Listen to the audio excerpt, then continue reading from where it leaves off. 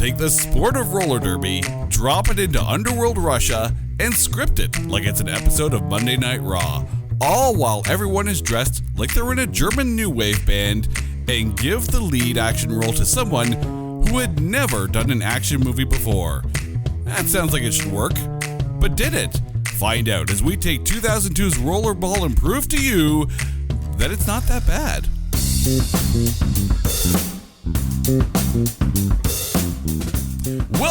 Welcome to this edition of It's Not That Bad, the podcast that looks for A grades in B movies. Now, I want to point out that in doing this show, sometimes we as a podcast sacrifice ourselves for you, the listeners, and sacrifice ourselves we did today because we are talking 2002's Rollerball. Oh dear God, why did we choose this movie? But joining me on our self-inflicted wounds today is Simon Bennett. Simon, welcome to the show. How are you, man? I want to point out this is the first time we've been in the same room in a year, at least. And yeah, this was I think Rollerball was my idea. Why did you choose this? Why did you do this to us? I went low in the Rotten Tomatoes scores. Oh, I've seen that. I'm sure it won't be that bad watching it again. I saw this piece of crap in the theater and thought it was bad then. So you didn't learn the first time? No. Oh, man. Not going to lie. This is one of those times when you watch the movie and go, yeah, it's pretty bad, but we are holding ourselves to as many good things as possible that we can find out of this. But before we, dive into the breakdown of how good or bad this movie is, it's time to take Rollerball and trailerize it. In 2002 movie Russia, you don't play Rollerball, Rollerball plays you. American Pie's Chris Klein goes from lacrosse player Oz to Jonathan Cross, a guy so hardcore he doesn't even bother to stand up on a skateboard. With his friend Marcus Ridley, played by megastar LL Cool J, they become the hottest stars in the most dangerous sport, made even more dangerous by the ratings-hungry mogul Jean Reno. But no amount of violence will help these ratings.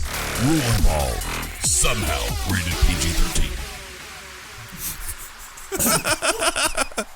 I think I'm gonna kill Simon. There's a story behind why it's PG-13 too. There's all kinds of stories behind this movie. There's an insane backstory to what went on in the making of this film, and when you read up on it, it's like, oh dear God. But for those who haven't had the joyous pleasure of watching Rollerball, let's go through who stars this. It stars Chris Klein, LL Cool J, Jean Reno, Rebecca Romaine Stamos, when she was still married to John Stamos. The important hyphen there, which no longer exists, and Paul Heyman. But did you know that it almost starred Keanu Reeves as Jonathan Cross?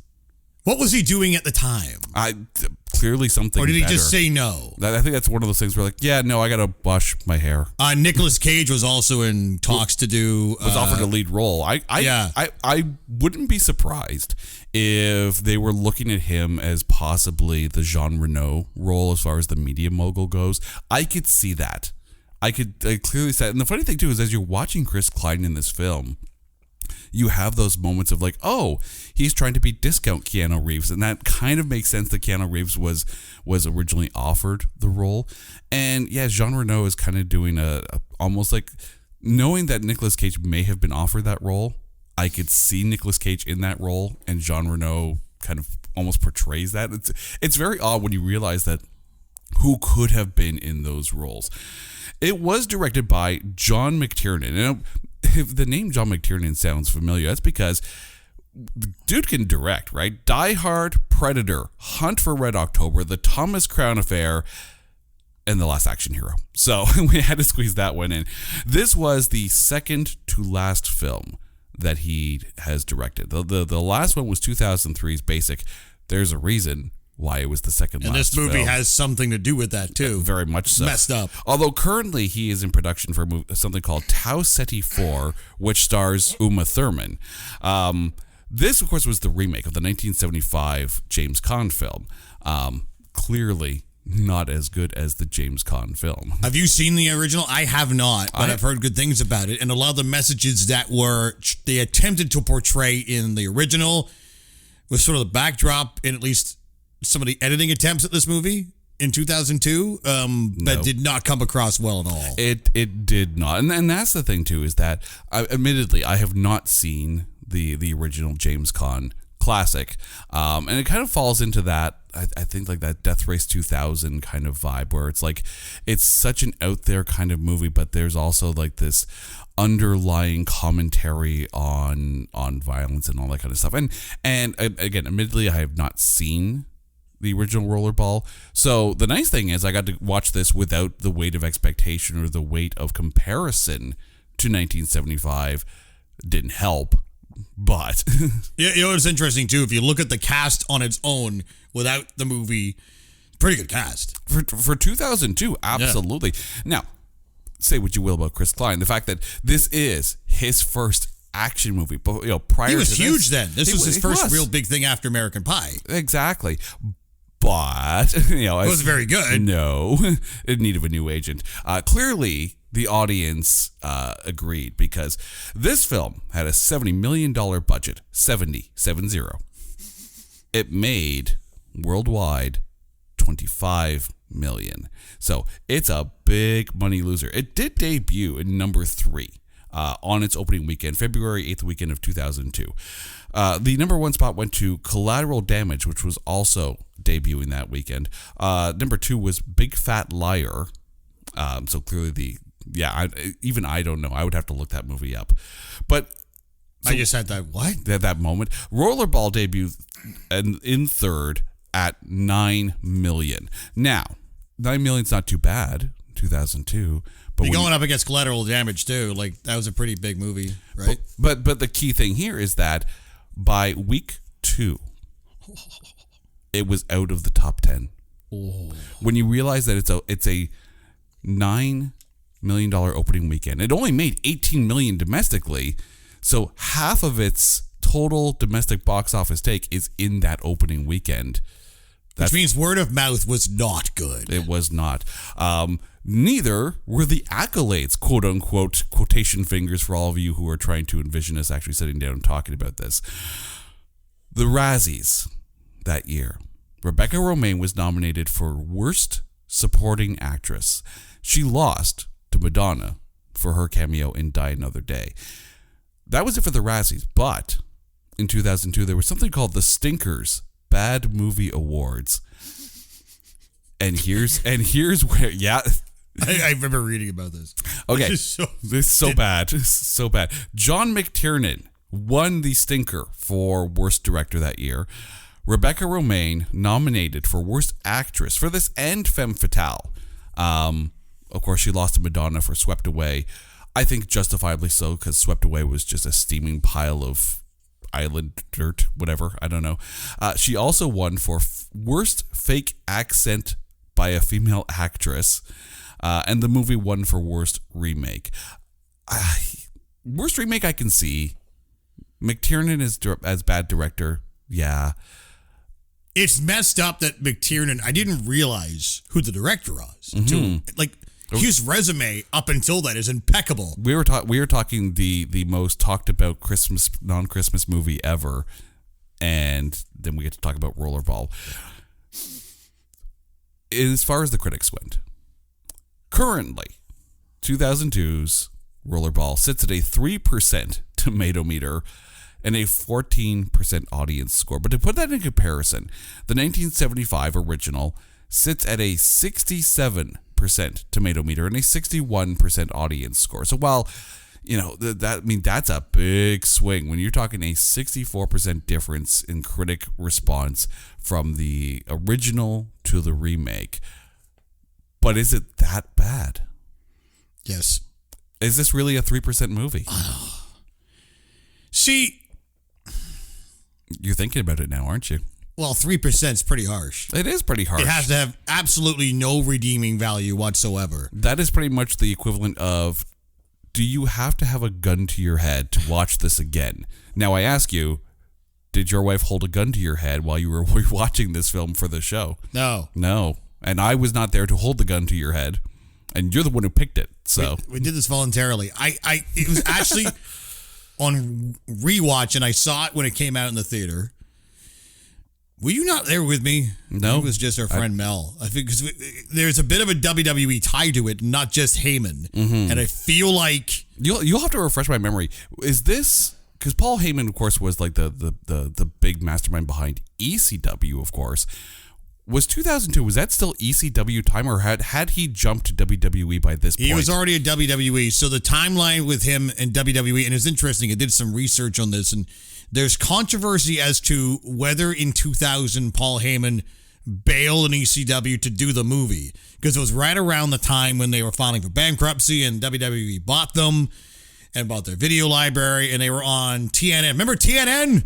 Right? When it wasn't the Nashville network and they had ECW randomly. How many times has that network? I think it was TNN and then it was Spike. What is it now? Then I think it's Paramount now. Is it Paramount? I think it's Paramount. I have no idea. But it was interesting. It sounds like some of the wrestlers accused him of sort of bailing on ECW to do the movie.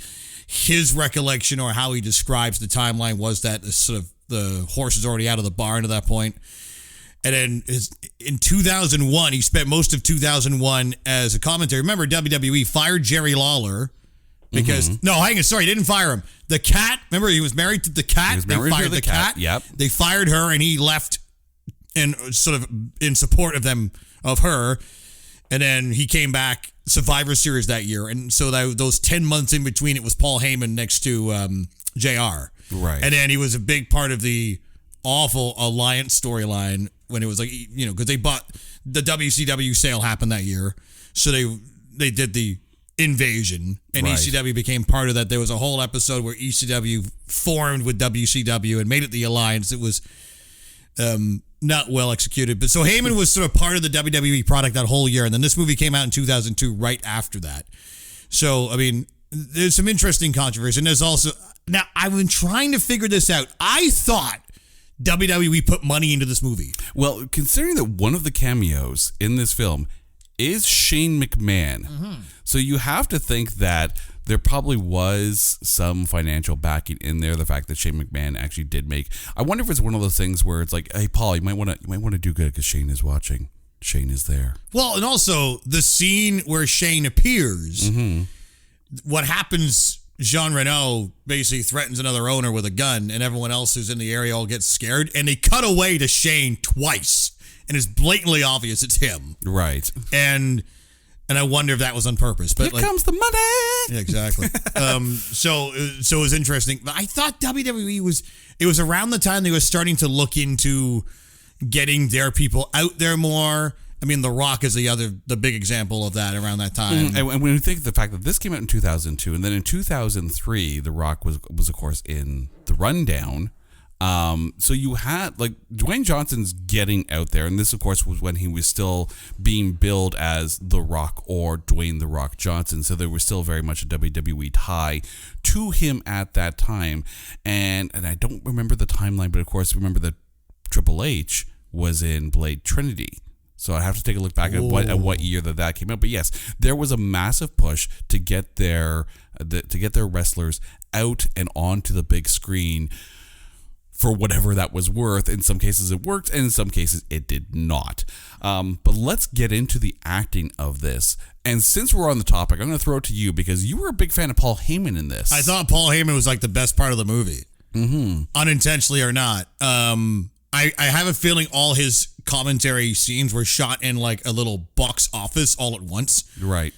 But I don't know, like because in a movie that doesn't have many redeeming qualities, he was actually okay. We had talked about this when we were talking about The Love Guru, in that you have this, weight of, the commentators for a sporting event in a movie, whether it be an action or a comedy movie, are very much, for lack of a better term, bundles of exposition in a nice suit. Now, Paul Heyman didn't necessarily have a nice suit in this one. He just very much looked like Paul Heyman, and that's what you wanted out of Paul Heyman because, for Paul Heyman to be dressed up in a suit and be a professional play-by-play guy would not necessarily fly because it's Paul freaking Heyman. It worked for Stephen Colbert and Jim Gaffigan in The Love Guru because they could pull off that look, and most hockey play-by-play guys dress up for the occasion.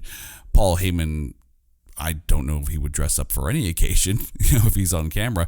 But yes, he does now. He does this now. This is pre-Brock Lesnar Advocate. This is still Paul E. Dangerously. This is ECW, with the baseball cap and the ponytail. Exactly. And that's exactly how he looked in the movie. And the funny, because he is very much like almost like the narrator / exposition for this entire thing, and he does kind of help portray not just the what the hell's going on in the arena of Rollerball, but where the emotion of the film is going to go. And that's because there's times when he's looking at like the rule changes and whatnot, and that's the turn of everything. By the way, there's gonna be like ton of spoilers in here, but you're 19 years behind if you haven't seen this movie, so you are 19 years better than us at this point.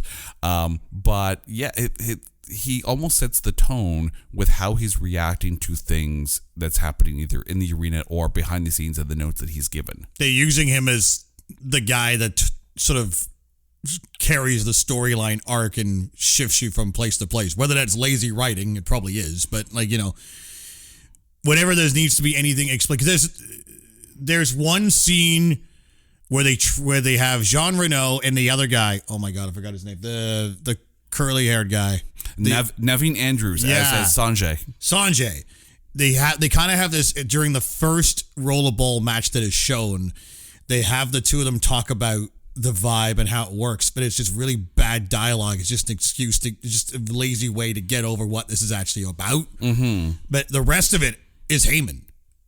And he's almost like the human conscious of the film too. Like at the very end, when basically they're all trying to kill Jonathan Cross, he's like, wait a minute, what's going on here? Now, the funny thing is, like, the original cut of this film apparently was like 2 hours long, and like very much, like MGM basically told them to cut it down, like cut 30 minutes out, and then there were reshoots and whatnot. And I wonder how much of Paul Heyman was involved in those reshoots, because you could see a difference in, the press boxes that he was in. So I wonder how much more of Paul Heyman, because I'm sure he was probably a good note as far as the studio notes went on the initial cut. I wonder how much more they wanted of him to be able to carry the storyline, because the action or what was happening on screen didn't necessarily convey where we were, what was going on, and how we're supposed to feel. I could see the studio saying, "Hey, you know what? Put more of him in. He's good. We enjoyed him." Did you see the story about the initial screening?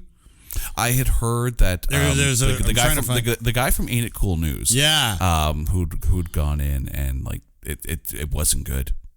Apparently he went in and they were the people that were at the screening were jeering, and that led to a lot of the reshoots and re-edits. Also, they edited it to PG-13, so this movie actually would have worked better if it was really violent, and it really wasn't.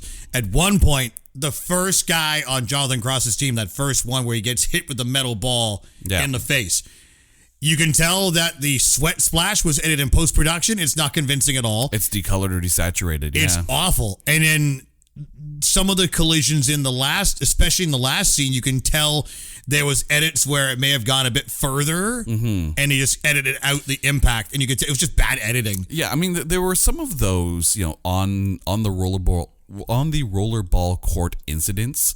That's hard to say. Rollerball. It's also hard to get through, but there's some that really worked, like the cutting the gas line on Rebecca Romijn's motorcycle, and then Ridley having to save her by yanking her off of there, by sacrificing himself by going over the wall, kind of thing.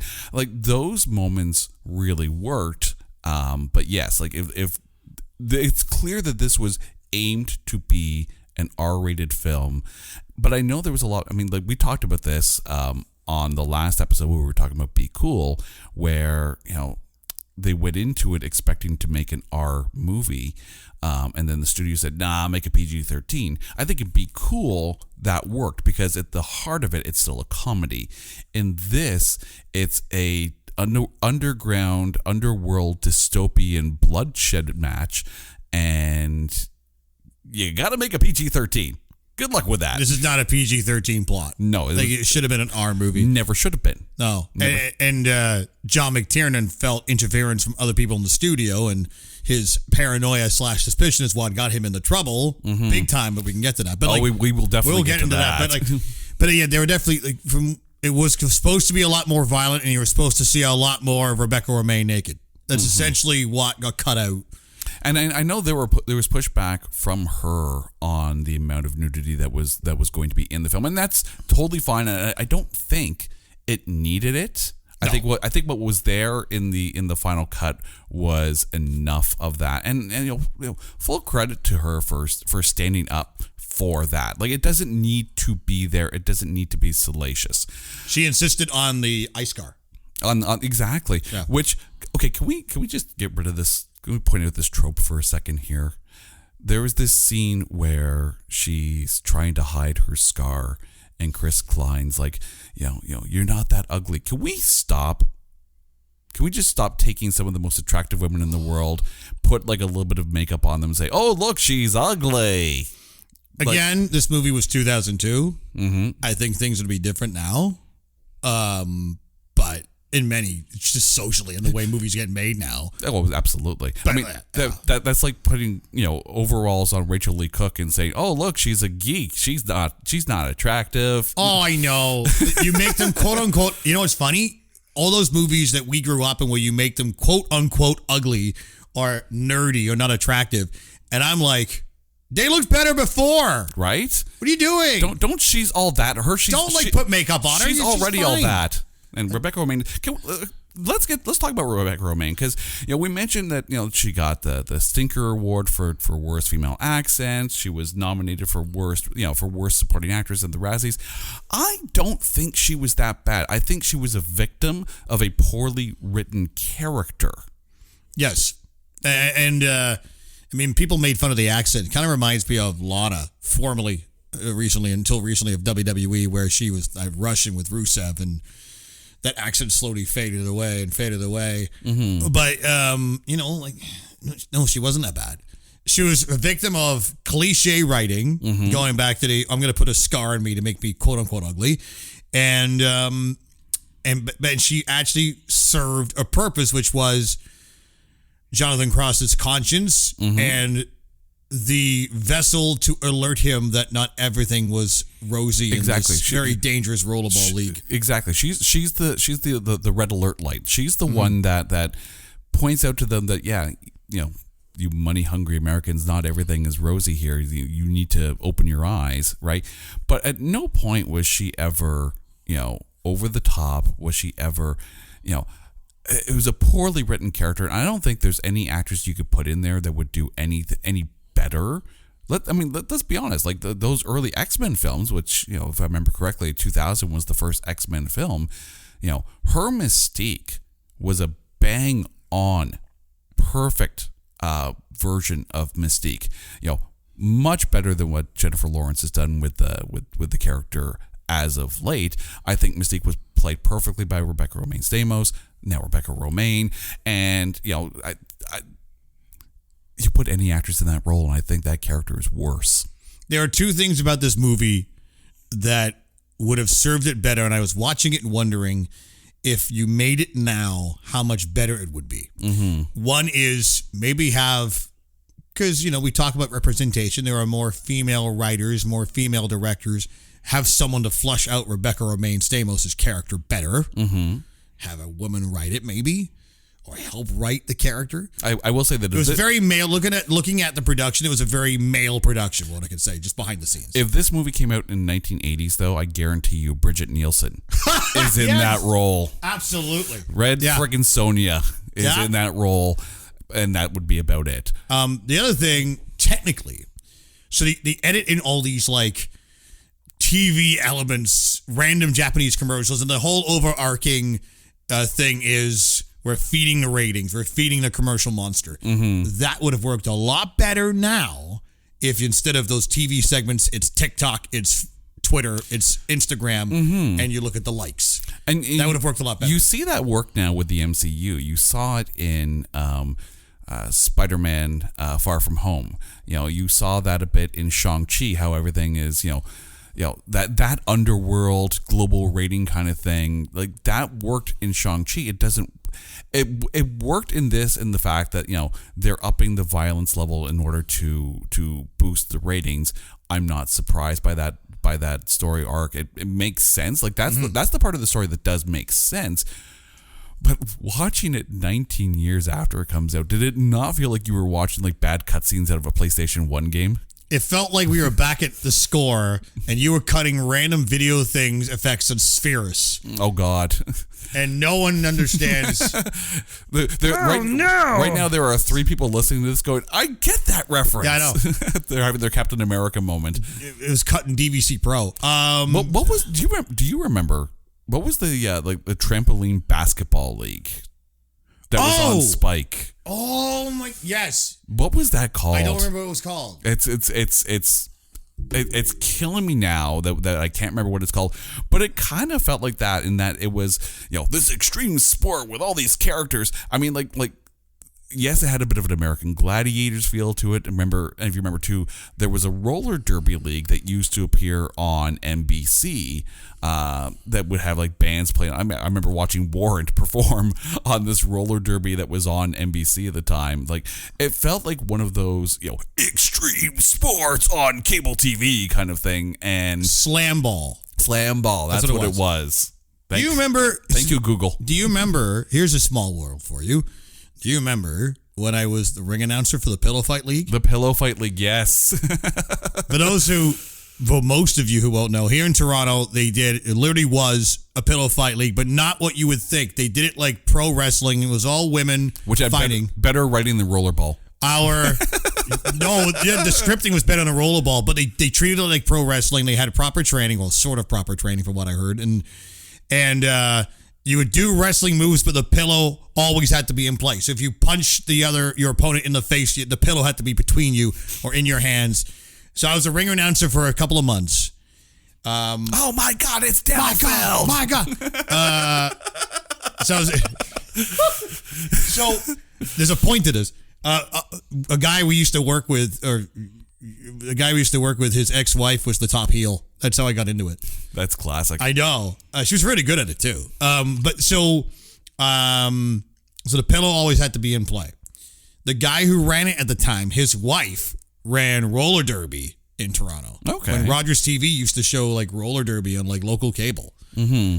So there were no motorcycles involved, I take it. No motorcycles. And I think also, kind of veering off again, the first thing I thought of when I watched some of the battle sequences, Quidditch, Harry Potter.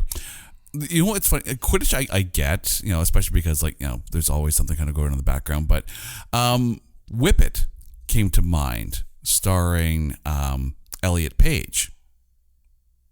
Oh, I don't know this. And I believe Drew Barrymore was in that too. Oh, yes. Yeah. There's the roller skate. So roller skating, like roller derby, was cool about 15 years ago. It was. And Whip It was actually a really, really good movie. Rollerball was not.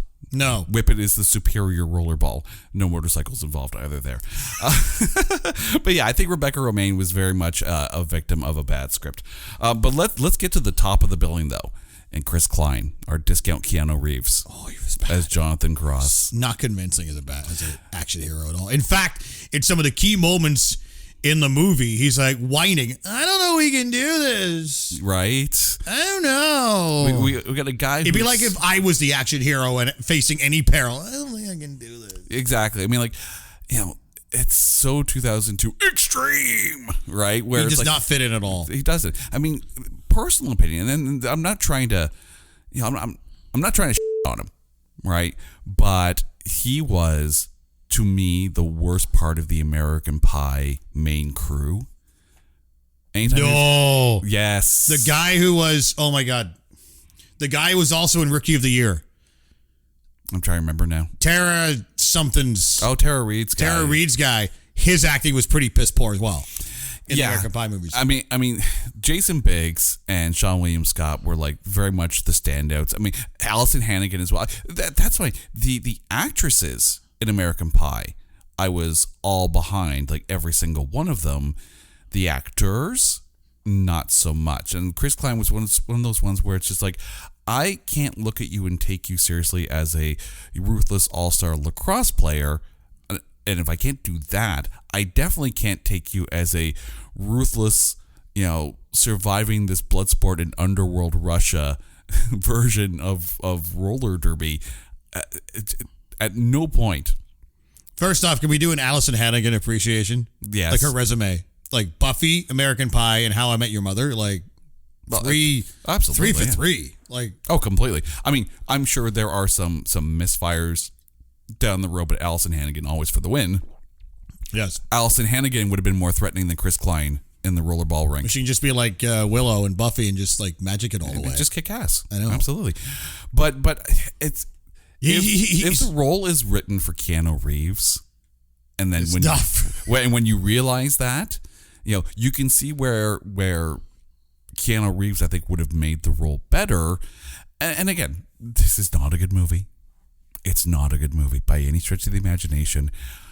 And it'd be hard. But I think you needed someone a little bit more, maybe gruff. Well, there's a one scene after he's had a rough night and he's got a 4 o'clock shadow, and it doesn't even look convincing. Like his one day not shaving look looks like it's done in makeup. Did they take a black pen and like put dots on your cheeks? It actually looks like it. Like it doesn't look convincing at all. No. Who was convincing though was LL Cool J. It's one of his first decent, big acting roles at the time. Well, right? I mean, like American Pie and American Pie 2 kind of thing. But I mean, it was his first action film. And there is a massive difference, and I think that's why someone like Dwayne Johnson can go from action to comedy because he is that talented. And you do have some actors that can go from action to comedy very well. I mean, you saw that with Tom Hanks, right? If someone told you somewhere down the road, shortly after Joe versus the Volcano or Big, that they were going to say to you, yeah, Tom Hanks is going to appear as Robert Langdon in Dan Brown's The Da Vinci Code, Angels and Demons, and you're going to buy him as a potential action star. Not necessarily like a hardcore, like Bruce Willis type action star, but, you'll appreciate him as an Oscar-winning action star as well.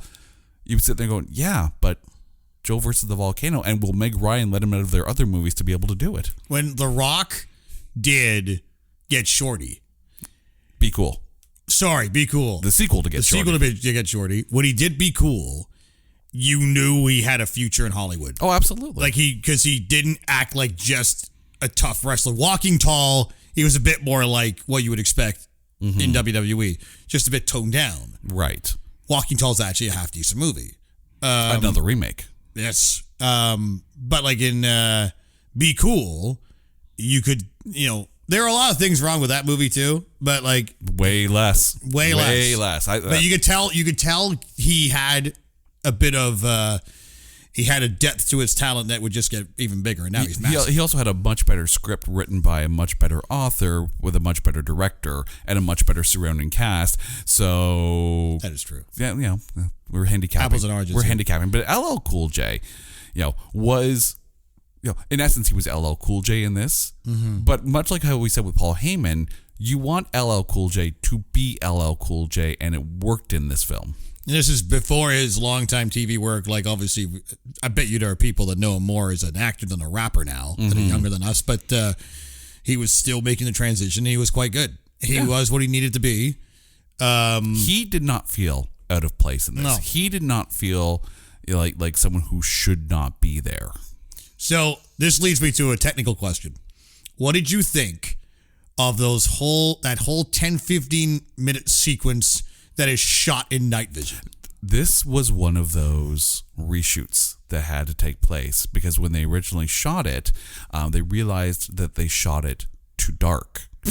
So people, right now people were like, Game of Thrones was like Hold My Beer in the final season with that one episode, but as part of one of the reshoots, they're like, well, let's shoot at night vision for no reason whatsoever. And that was hard. It was hard to watch. Like I was, I will admit, I was watching this the night, last night before we were recording this, I think, and that scene was on at about 11:30 at night, and I'm just like, what? I felt like I should have been banging my computer. It's like, did the screen go? Like, why is this everything green? Like, do I need to fix something?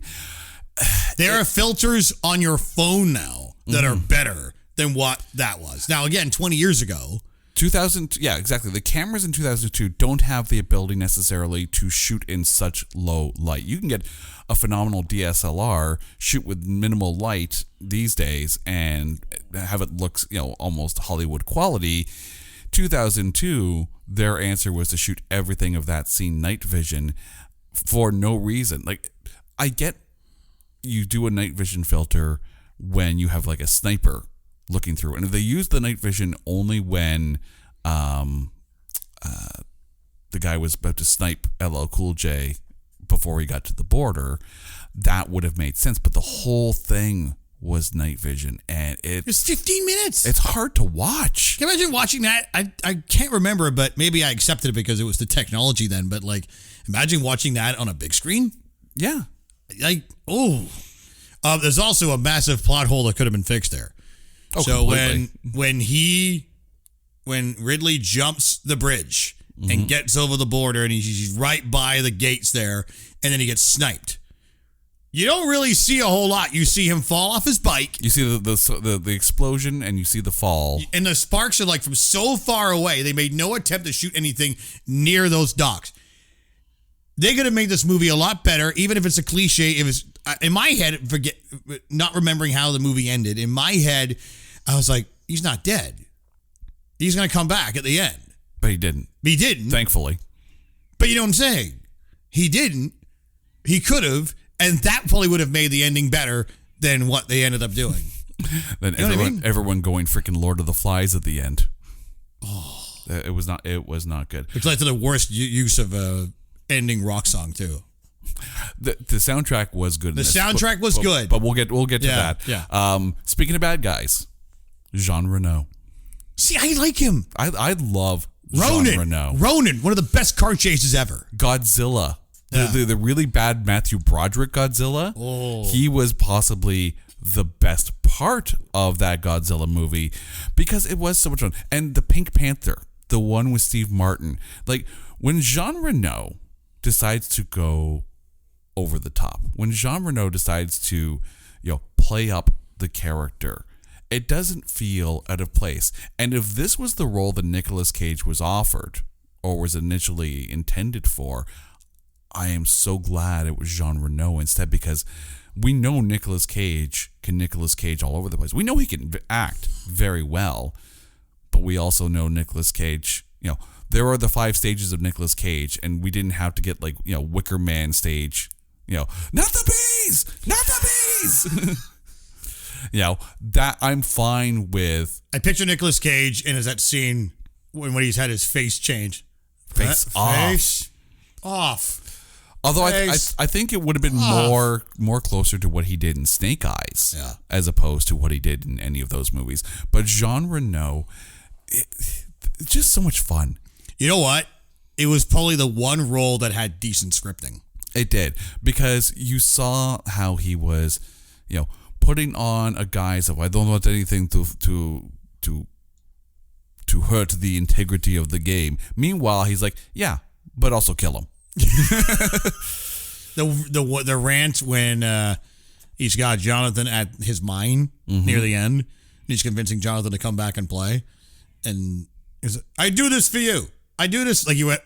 I do all this for you, and this is how you repay me. One of those typical mobster rants.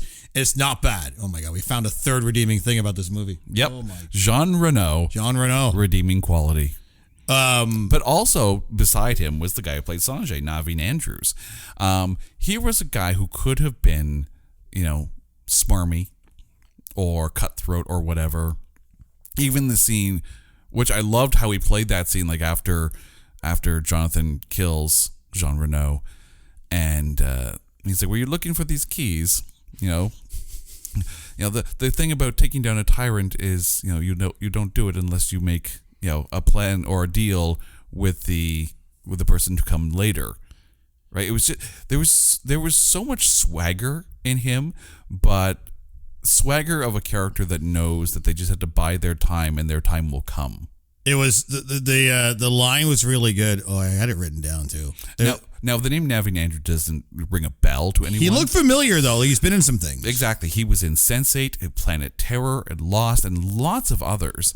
And I think it's one of those things where the rollerball players, LL Cool J aside, felt like, Russian Gladiator cast-offs with blades from American Gladiators thrown in. But the media moguls, who are the ones fixing the things, they came across well. And we've said this before on this show. If the quality of a superhero film is basically gauged not by the superhero per se, but by the villain that they go against, the quality of a film like this, where you have people trying to rise up against a corporation or, the evil powers that be, have to be believable, enjoyable as movie characters, even though their characters aren't good people. If they suck, the movie sucks. Yep. And Jean Reno and Naveen Andrews definitely did not suck. They were saving graces of this film. You're only as good as your villain. Exactly. That's like a number one rule for all these movies, and they were okay. The movie was still bad. The people around them, though, like when the Russian guy hops the glass in the last scene, he's like, "They're killing him for the ratings!" And then the cop shoots him, and the guy in the satellite track. That's not in the script. I'm like, oh my god. Nope. Nope. There's some bad lines like that throughout, but those stood out to me. There's a bunch of Ensign Expendables around them, but yes, Naveen Andrews and Jean Reno. Also, Naveen Andrews, so that when he has that thing when he catches him, you're looking for the keys. Yep. Yeah. But he's also a moron because Jonathan Cross is standing next to the pool cue gun rack and just grabs the gun and shoots him like you But knew. to that token, he didn't necessarily see that it was the shotgun or didn't know that two shells were loaded into the shotgun. I'm not buying that. But the fact that the rest of the guns were still locked in the rack, he's the one that had the key that was able to unload. So, if he doesn't know that there's two shells, and I didn't hate that part. I that stood out to me. Maybe it was just the jadedness of me watching the whole 90 minutes leading up to this, but it was like, you were jaded, and I think I had Stockholm syndrome at this point. Stacy, I don't have a gun, let alone a magnitude of guns that would necessitate a rack. Watch what I do with a gun rack. We mentioned cameos. The Shane McMahon one was so blatantly obvious. It was, but you also had, of course, a big cameo from Slipknot. So Slipknot was actually performing on the set, because I've seen different write-ups about, and then there was the random Pink videos. Exactly. Well, which I now need. I need a Pink and a Corey Taylor outfit. It doesn't need to be Slipknot. It can be him solo. It can be him with Stone Sour. But I need Pink and Corey Taylor to do some kind of duet together, and I need it to be filmed in some weird dystopian German to shoot it in, just have it in the desert and shoot it in night vision as an extra. Okay. If they shoot the 20th anniversary DVD release of this piece of 2002, I need a Corey Taylor and Pink duet shot in night vision in the middle of the desert. And I'm sure that even no matter how bad that might look, the song would still be killer. But the soundtrack itself, right? And I wrote down, as far as who's on this, because it's very much a who's who of 2002 hard hitting music. Yeah, POD, Drowning Pool, Slipknot, naturally, Rob Zombie because he has to be in everything, Godsmack, Fear Factory, Hoobastank, and Green Day. And if this sounds like one of those mixed CDs that you put together for the car, Big Shiny Tunes 2.5. very, very much so. Like it's when you think about 2002, that's a big list of some of the biggest bands at that time, and the fact that Slipknot's there in full Slipknot regalia, I'm all for it. Not to mention there was a group on there called Beautiful Creatures, of which one of the members of Beautiful Creatures is DJ Ashba. Most people will remember him as the guitarist of 6am, but also the one-time guitarist with Guns N' Roses before they reunited with Slash and Duff McKagan. Now, my only beef with the soundtrack is how they used the last song. So the Rob Zombie Never Gonna Stop song. So spoiler alert. They stopped. Yeah. Yeah. So Jonathan and Romaine are getting on this truck, and at this point, the masses have helped them out, and they've helped them escape, and they're leaving. And it's like very dark sea, very dark. It's clearly like, where are they at this point? Like Azerbaijan or something? I don't even know. I don't even know. We can get into location in a second, because but like it's all dark and she's you inspired the masses basically. All of a sudden, bright and cheery Rob Zombie comes out. I'm like, what? Well, I think it's funny that Never Gonna Stop song comes on, just as she's like, all right, we've unshackled our chains and we've risen up against the media moguls. Now I'm bringing you home to have sex. Yes. Never going to stop, no. Also, that last line, so there's the wide shot which she's going under the trailer, and half of it is dubbed, and you can clearly see her lips not moving. Oh, there was some bad ADR in this one. Like it felt at times like it was a foreign film. Also, that Never Gonna Stop song was Edge's first solo theme. Again, WWE that would probably, I was going to say, that's probably a WWE connection. And that's the other thing, too. You think about 2002 WWE, that's very much the kind of music that was covered in like the pay-per-views and the wrestler entrance themes. It very much felt like it could have been a WWE inspired video game. It could have been. Which yes. I would be cool with Rollerball as a video game. I just figured complete with motorcycles. So you know how they had the wide shots of the rollerball court track, whatever you want to call it, and it kind of looked like it was a model. And I'm trying to think of what it reminded me of. Beyblades. Okay, the kids play Beyblades. I can see that, and I mean that's the thing, right? When you talk about roller derby, it's very much just an oval. Right, unless someone's trying to make it extreme, right? But here, obviously, rollerball is this. There's more to it than just spinning around and trying to. I don't even know how roller derby is scored. I'm sure there's rules. I've never actually gotten into the actual scoring. I believe there is actual officiating, but I'm not sure. It is, but but at the end of rollerball, there's no rules. No rules. No rules. It was basically a no DQ match. It was. You see that in Raw all the time. They expected Hulk Hogan and Zeus to come out and no holds barred. Brother, with the 24-inch pythons, brother. I can't believe we just did a Hulk Hogan imitation. I know. Again. It happens to be a podcast thing. Whenever I go on a podcast, I do that. I don't know why. It happens. Well, I mean, at least you didn't have to watch Rollerball and all those other appearances. Although you did watch The Love Guru the last time, so. What bad movie we're doing next? Oh dear God! I thought of one, but go on. We'll talk about that off afterwards. But by the way, for our listeners, if you do have a movie suggestion, please shoot it out there because for some reason we like watching really crappy movies. With the mindset that you have to go find something good in them, and so I think we've done good, right? But I think it's time we need to talk about John McTiernan. Okay, do we want to get into the amount of? I have a whole thing here about the trouble he got in. Yeah, like it's incredible. He was sent to prison for everything that was kind of going on with this movie. Anyone involved with Rollerball should have been sent to jail just for bad, except for Jean Reno. Jean Reno is a treasure. But yeah, no, quoting from Wikipedia in this, okay? So, 2013, he was sent to prison for making a false statement to an FBI investigator about hiring a private investigator to illegally wiretap Charles Roven, who was the producer of Rollerball. Now, here's the thing. McTiernan was obviously having disagreements, studio invasion, whatever you want to call it, yeah. Right? And I don't know if in 2002 he could have very easily just Alan Smithied the whole thing and just, walked away because, or at least taken his name off the film. But, here's John McTiernan. We mentioned his filmography as a director from before.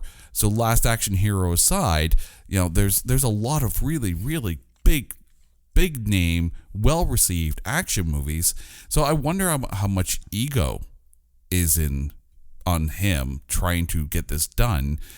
And who knows how much of the reshoots he directed. Like, he should have just Alan Smithied it. Just say, like, he should have. Yeah. Well, and so he wiretapped, he had the other producer wiretapped to try and catch the guy making negative remarks about the studio executives or said things to others that were inconsistent with what he said to the studio. So he got 4 months in prison. Then the case was reopened. They ended up getting almost a year in prison. And then after that, his ex-wife sued him, alleging that he used the same private investigator to wiretap her during divorce negotiations. So clearly this guy doesn't trust anyone. Paranoid. Right. And then his resume, there's one other movie, and then nothing from the guy who directed Die Hard. Also, it's hard to imagine the guy directing Die Hard and this. They are two very, very, very different movies.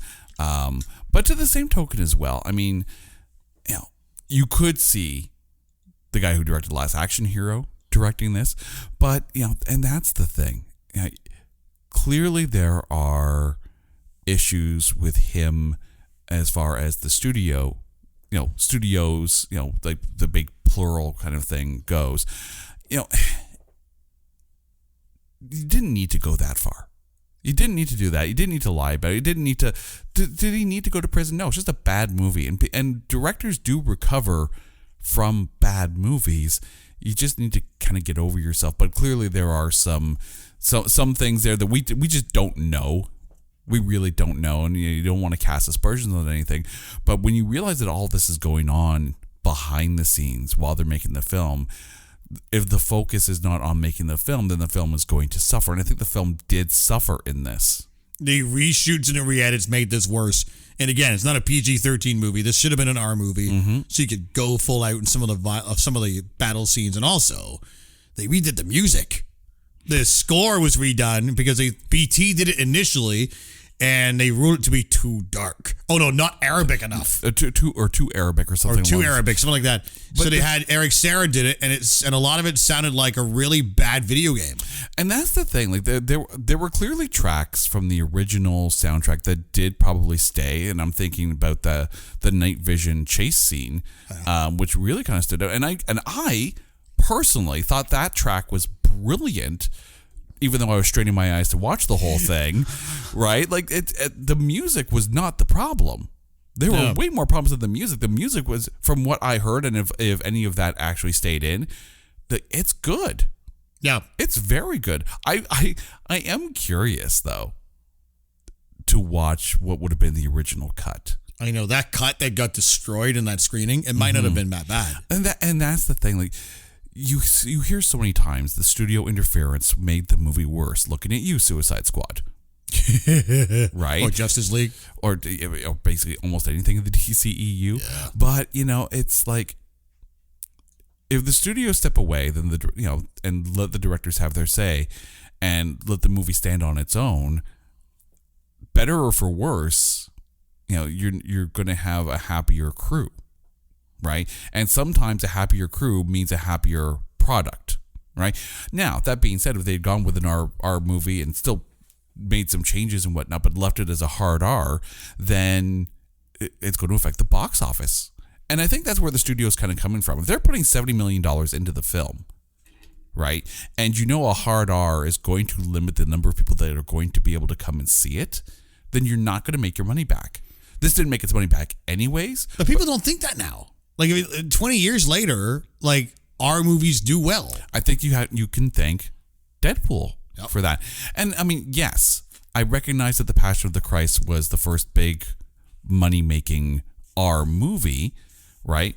But I think Deadpool proved that you can do it, still have fun, and make a phenomenal movie. Right? I'm not saying Passion of the Christ is a bad movie.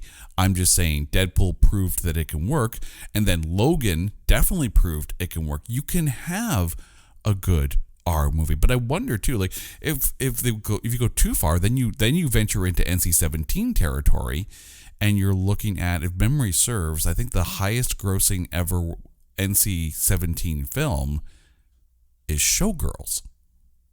Showgirls is NC-17? Yeah, Showgirls is NC-17. You know what's funny? Like, Showgirls now comes off as quite tame in some areas. In some areas, yes. But it's... And if I'm wrong, please, Twitter, please feel free to correct me. I do not claim to be any source of all knowledge. I just, kind of pretty sure I know what I know, but I don't. You know what? I know I'm wrong sometimes. Showgirls in its own was not good either. Oh God, no. But if it's a good movie, even if it's R, people will go. Mm-hmm. Especially if it stands out. Like Rollerball could have had, if it was done properly, could have been a franchise. It could have been. Could have said that about anything, but if you're cutting a movie and making it worse, then what are you doing? Might just stick to an R rating. But again, studio interference. Yeah. I mean, if you take a look at a movie like Triple X, which kind of came out, I think, around that time as well, you had Vin Diesel doing extreme sports, yet still kind of working for some shadow government agency. If you take that same, not necessarily that have Chris Klein as some, shadow government operative trying to, get in and break up the world of Rollerball. But even as I say that now, off the top of my head, even that feels like a better movie. And then you could easily have Sanjay at the end say, "You may have stopped this one, but you have not stopped us all." Right? And then Rollerball 2, the roller ring.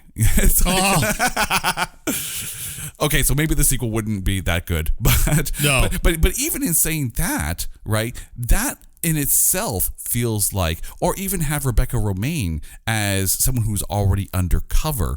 Although the fact that she's named the Black Widow, that's foreshadowing. That foreshadow. No. I mean, obviously she's not. Oh wait, yeah. She's not Natasha Romanoff, but I could also see Scarlett Johansson in this movie. It would be interesting if they actually looked into making this now. Mm-hmm. They could do it in a much better way. I mean, you don't even have to make it a rollerball thing. You could have it as an underground extreme sport that is upping violence for ratings, and then someone decides to go in and break it up clandestinely. It's almost like I'm going to bring up a reference from a previous episode of this podcast, Jim Cotta. And I can't believe I just mentioned Jim Cotta and Rollerball at the same time. Whereas Jim Cotta is like this, again, government agency sends in, our gold medal winning gymnast to play the game in, in Parmesan in order to be able to, win the ability for America to put a Star Wars station in their country. And it's like, even that sounds better than Rollerball right now. You know what? You can remake Rollerball now if you had an unlimited budget. Mm-hmm. Improve the script a little bit.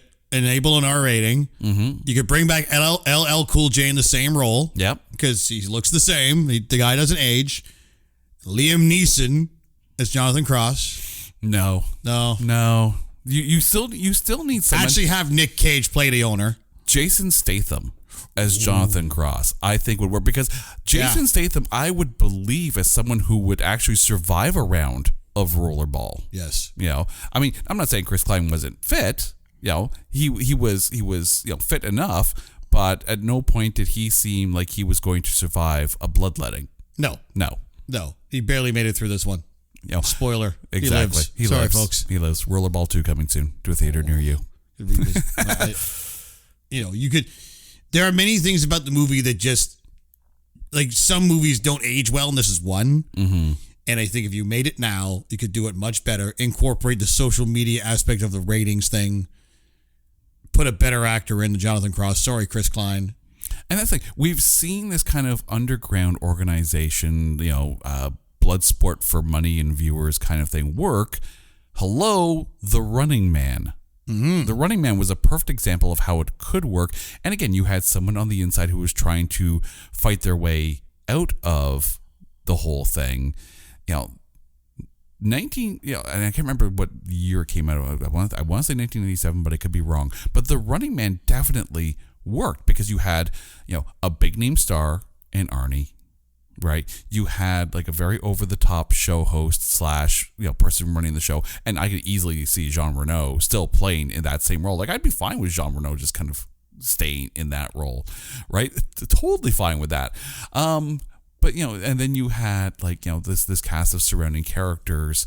Like it Running Man felt like a boss fight or a boss level fight. Like video game. Rollerball, I think, needed to do that because you had the team, right? You had his team, and then you had a bunch of basically Washington Generals knockoffs of teams that were never going to actually win anyways. And in the movie, whenever they played the other team, it was the same group of people in different costumes. Yeah, because of course, budget, right? Yeah. But I mean, that's where the costuming comes in. But the costuming, we joked around about this looking like some weird German new wave band. It's like the scene in Dodgeball where they get the bondage gear sent to them by accident. and it's almost like that would have worked here. But in a weird kind of way, I actually didn't hate the costuming, and I point out the helmet of Rebecca Romaine. It was hockey mask. No, not the hockey mask. No, she wore the hockey mask when she got traded to the other team. But like that very, very cool, like tall red helmet kind of thing. Like there was some very cool costuming ideas, and you have to think that some kind of underworld, foreign country, kind of league is going to if they're looking if the whole idea of why they're raising the stakes on the court is for ratings, then of course these costumes are going to be for ratings. It's going to look like a weird dystopian Mad Max roller derby. But I like the fact that they kind of modernized it and they made it a bit more lavish and new wave. Not even necessarily new wave, but I mean, if you had some weird techno electronica cover band that only did Slipknot and Rammstein covers, I'm pretty sure that this is what they would look like. The only beef I had with the costuming is the one scene where Romaine is getting ready and all you see, she's got her padding on. Mm-hmm. That's not padding. That's not padding. That protects nothing. No. Come on. That wouldn't even work in a softball league. No. Something that really, really stood out for me as I had to stop and I had to play it back again. Because I had to make sure I heard what I heard. In the night vision chase scene, when the motorcycle has to kind of go off the dirt road already as it is. Oh, and he's complaining. Oh, yeah, and that's we're going too fast. No. But as they bust through the fence. Yeah. I'm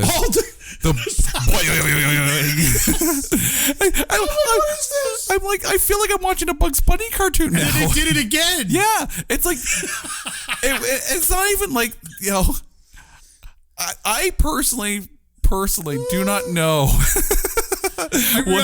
what it sounds like if you were to drive at 110 miles per hour through a wire fence, but I guarantee you it does not sound like when Wile E. Coyote lands on a trampoline. That's the sound effect they used. It is. It's so bad. It's so out there and maybe so at this pronounced. Point, if they're at the reshoot, re-edit stage, maybe they're just like, screw it, we're gonna make this as bad as possible. It's and if they had done that all the way through, you at least could sit there and say, okay, this is kind of fun and funny, but it's a one time. It's there's kind of a rule in like when you put a defect in or something like that. Once is an oversight, twice is a mistake, 3 times is an effect, right? We have 2 boings. And also they, because it's that bad night vision, you can't even see what they're doing. Yeah. So you infer that they're breaking through the fence, but you don't actually see the fence. It's just like blurry. Yeah. Boing. Like, what is that? While you're straining your eyes going, what the hell is going on? All of a sudden, this very loud boing. Like, I can't even imagine. Like, I wonder. It sounds like someone had an accident in the Foley studio. And they hit that little door stopper, that little spring door stopper that every kid plays with. Yeah. They just lie on the floor and keep it. That works. That'll work perfectly in the night vision scene. Perfectly timed. Do it again. Oh my God. At that point, you have to sit there and say, we have no more money for sound effects. Go lie on the floor and go play with the doorstop. That should work. Also, severe apologies to the Azerbaijan and Kazakhstan travel agencies because they made all these countries hellholes that you would never want to go to. I'm curious now. Worse for Kazakhstan, Rollerball or Borat? I think Borat's better for Kazakhstan. Possibly. You want to bet it's actually increased tourism there? I wouldn't be surprised. But I do feel bad for the Kazakhstani athlete that had the Borat version of the national anthem play when they won the medal. The IOC anthem guy, you had one job. You had one job and you did it poorly. It would have been better if they had put the flags up, start the music, and all you hear is boing. That would have been a bit more appropriate as opposed to the Borat version of the Kazakhstani national anthem.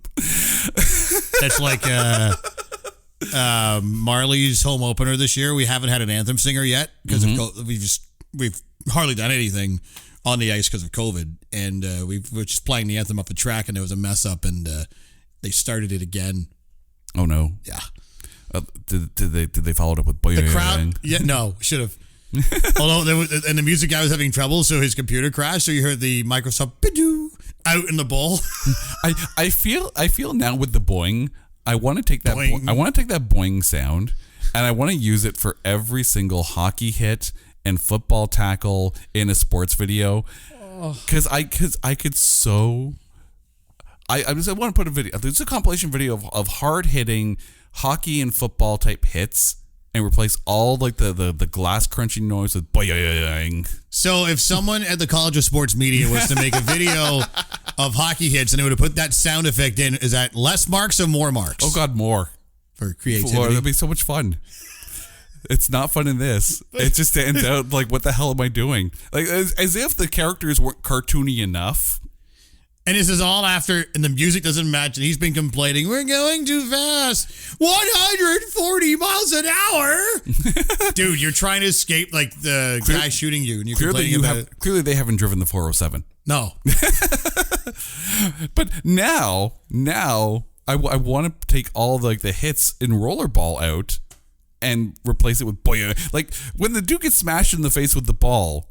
Yes. The next time you watch this film, right? If you ever do, in your mind, just hear boing. Yeah. Okay, so let's take it to Twitter because Twitter has spoken on this one. Our friends at the FJ podcast chimed in with Rollerball was a commentary on the bloodlust inherent in many professional sports and how little TPTB cared about the players. By removing all the criticisms on sports and focusing on the violence, the makers of the remake clearly did not understand the movie they were remaking. It wasn't even that violent. It should have been, though. It should have been. It should have been. You're right. It should have been in our movie.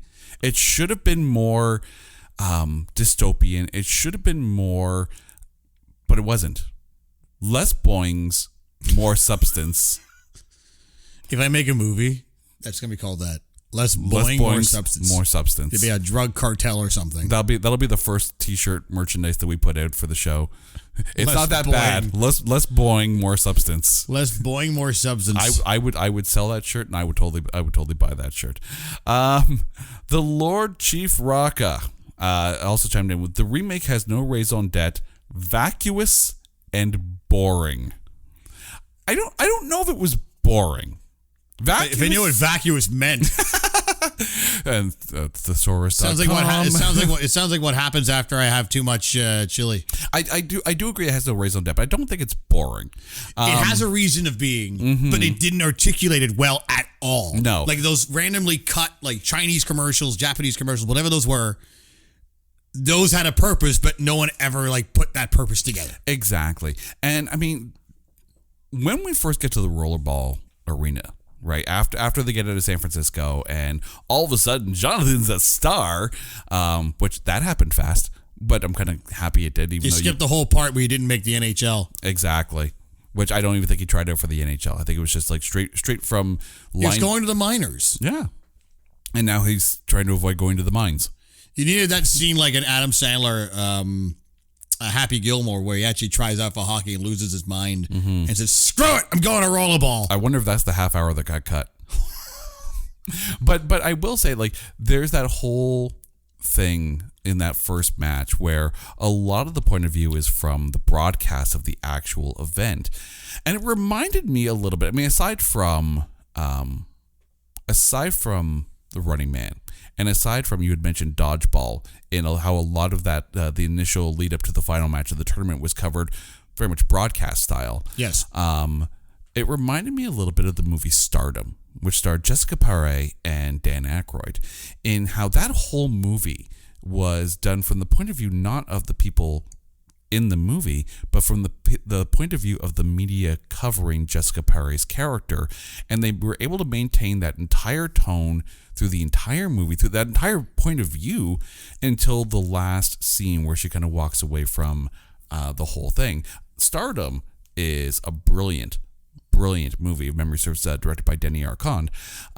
But if it had been more that, where like every part of the action rollerball scenes is seen from the broadcast point of view, and if you think about Twitch streamers now, right, they have all these stats on the screen at the time. You see viewer counts and all that kind of stuff. You could almost see, as you said, those ratings counters they had in the movie. Mm-hmm. You could do that now with Twitch. Exactly. You can see exactly when the numbers bump. So I mean, if you did do a Rollerball remake in 2022, right? You could very easily have it being broadcast on Twitch, and streaming organizations looking at the numbers, and that kind of graphic overlay makes sense to us now. I mean, yes, we joked around that it looks like a bad PlayStation cutscene, like PlayStation 1 cutscene, but that's a 19-year-old film. Yeah. You can do it now with how much is getting streamed out there on Twitch as it is. And even if you watch e-gaming competitions, it's very much that. I think Rollerball, and in 2002, I don't think Rollerball needed a remake. In 2022, I think Rollerball could be made as a remake and have it be much more relevant considering the media landscape today. Although I do appreciate how the push for WWE to become more mainstream, considering the acquisitions that they made at the time, that part makes sense, but 2022 would be right for a remake. One of the other comments from the FJ podcast, kind of in response to that, was like, it's like remaking RoboCop without understanding Verhoeven was criticizing violent entertainment, not celebrating it. That point's bang on. Yeah, that point is bang on, because the original Rollerball was about that. Was about the glamorization and the promotion of violence for ratings and money. That makes sense. That was lost in translation here, but I think given the right director and the right cast and the right medium that they're portraying it on, a la Twitch, I think Rollerball can work as a 2022 or 2023 remake and very much still fit the time. Yep. Especially, like you say, with how technology, the remake here doesn't age well. Watching it almost 20 years later, because of the technology that was used, you could do the movie so much better. Much better. And you could incorporate the current media landscape and Twitter and Twitch and whatever. Let's pitch it. Let's find a studio. Right? Say, hey, remember that Rollerball movie? The one that sucked in 2002? Bring back Chris Klein, give him a do-over. No, don't do that. No. See how badly Matrix does this holiday season. See if Keanu's up for it this time. No. Keanu's much better than that. Although, if it was done properly, Keanu Reeves would be great as the Jean Reno character. Yep. But again, I'd still be cool to see like Jason Statham in like the LL Cool J role, and someone like maybe maybe not a Charlize Theron, but more like a Mila Jovovich in that role that was played by Rebecca Romijn. Obviously, we're now recasting a future remake of Rollerball. Recasting a movie that will not happen. It will never happen, although if it does happen, you heard it here first. Rollerball remake. Boing. And the boings would work on a Twitch stream. Boing. It would totally work on as a Twitch stream. The boings can stay, and I'm fine with that. But now it's come to the time that we have fought through trying to find something good to say about Rollerball. So now it's time to toss it to you. So Simon, who is your MVP of 2002's Rollerball? Paul Heyman. He very much was the tone setting, exposition machine. He was the glue of the story, which in many ways leads you to judge this movie even worse. But he was sort of the story arc glue that was needed in this piss poor movie. And in 2002, he is the perfect person for that role. This is 2002 Paul Heyman, not Brock Lesnar advocate Paul Heyman or Roman Reigns advocate But Paul even Heyman. Paul Heyman would, today would still be good in that same role. Paul Heyman could be the owner. He could very well be the owner. He could very well be one of those people. He'll be the guy with the random cameo that you keep cutting away to, like Shane McMahon. I'd be fine. Or he would be the coach of the team that was constantly yelling at them that I'm not even sure what the hell the coach was doing at the time. But for me, the MVP, it's clear cut as day in this one, and it's Jean Reno. Anytime he's on screen, even when he's being so over the top and so grandiose, you cannot but smile when Jean Reno is on the screen, and no matter what he does. And I dare say that he is far too fine an actor to be in this film. And yet here we are, and we're better off for it because of him.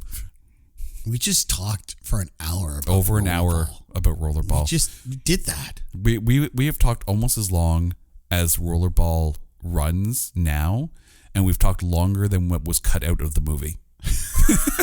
By the way, Coach Olga, Mary from Corner Gas. Really? Yeah. I didn't even pick up on that. Unrecognizable. Because I was trying to pick her out, and I couldn't quite recognize her. Tell me her name was actually Coach Olga in the film. That's what the credits say. Oh God. Yeah. That is classic. Canadian reference there for Corner Gas fans. I didn't even pick up that. I was still shocked that Pink and Slipknot were teasing a duet that will someday needs to happen. And Pink could pull it off, and Corey Taylor, I'm sure, Pink could still do it. Dear Corey Taylor, dear Pink, please make this happen. Do that kind of like James Bond duet kind of film or song for the eventual Rollerball on Twitch 2022 or 2023 movie. I'm fine with this. This actually happens now. If this happens, all right, this is going to be the most listened to podcast ever, because they'll be like, they told the future. No, it'll never happen. The future is there'll be a movie about something to be made and put on a screen. Yes, near you. And we'll have boings. Simon, thank you so much for this. Now, to our listeners, thank you for listening to this episode of It's Not That Bad. Now, if you have a movie that you think is unfairly maligned or is so bad, like this one, that there's no way in hell that we can find anything good to say about it, hit us up on Twitter at NotThatBadCast. Let us know. We'll watch it. We'll dissect it. We will go to therapy afterwards, after watching it in some cases, like this one, Stockholm Syndrome all the way. But we will talk about it, and we will find the good things in those poorly reviewed movies. This is It's Not That Bad. I'm your host, Jason. Until next time, take care.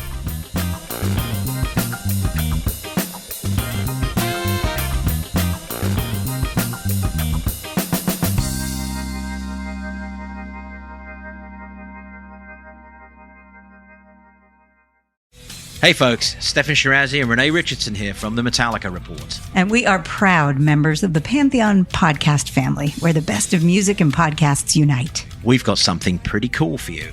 We're giving away an exclusive Metallica merch package worth over $250. That's a whole lot of Scary Guys, skulls, M72, and other sought-after Metallica swag. And we've made it easy for you to win. Follow and share the Metallica Report, and you're in the game. Go to pantheonpodcast.com/Metallica, enter your email, and hit that button to be entered to win.